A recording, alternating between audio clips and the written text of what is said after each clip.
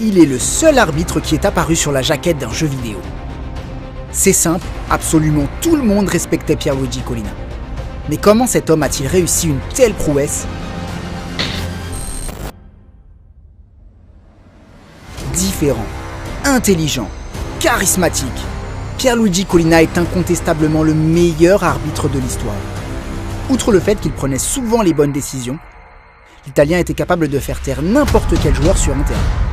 Sa méthode, une autorité naturelle inégalable et un regard aussi tranchant que l'épée d'Arya Stark.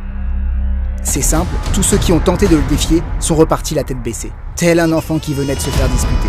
On plaisante pas avec le patron. En fait, les joueurs l'aimaient profondément. Sur le terrain, Collina était le maître du jeu, le maître du temps. Il gardait toujours le contrôle. Et dire qu'il a failli ne jamais faire carrière. À 24 ans, Pierluigi développe une forme grave d'alopécie. Malheureusement, l'arbitre perd tous ses poils et tous ses cheveux en l'espace de 10 jours. Il perd aussi son droit d'arbitrer. La fédération italienne estime que sa maladie peut nuire à l'image du football italien. Même si les médecins l'autorisent à arbitrer, Collina doit rendre son sifflet. On considérait que l'image d'un arbitre sans cheveux n'était pas une image adéquate pour le calcio à cette époque. Finalement, le public se montre compatissant avec l'arbitre. Pas de moquerie, pas d'insultes, mais un profond respect. Collina est de retour 3 mois après sa suspension. Convaincre qu'un arbitre chauve pouvait diriger un match avec brio a été une belle victoire pour moi. Cette expérience douloureuse lui a permis de revenir plus fort. Plus motivé que jamais, il a gravi les échelons de l'arbitrage pour arriver au sommet. C'est lui qui a arbitré la finale de la Ligue des Champions en 1999. Souvenez-vous, ce match mémorable où le Bayern Munich est passé du paradis à l'enfer en moins de 2 minutes. J'ai revu ce match en vidéo un nombre incalculable de fois. Quand Manchester United a égalisé, j'ai craint d'aller en prolongation parce que j'avais jusque-là bien géré la rencontre.